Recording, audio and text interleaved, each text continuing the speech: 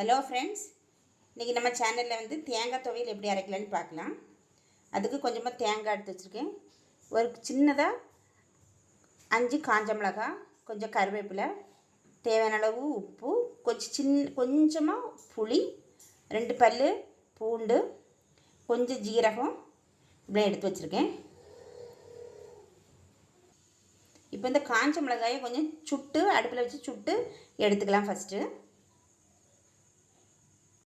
அடுப்பு பற்ற வச்சு இது ஒரு குச்சியில் இந்த காஞ்ச மிளகாயெல்லாம் குத்தி அப்படியே லேசாக சூடு பண்ணும்.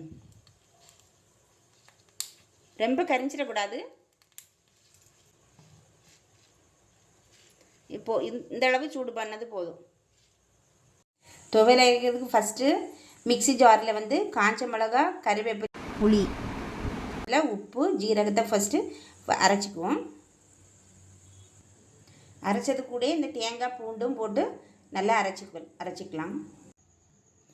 துவையல் இப்போ நம்ம அரைச்சி ரெடி பண்ணியாச்சு.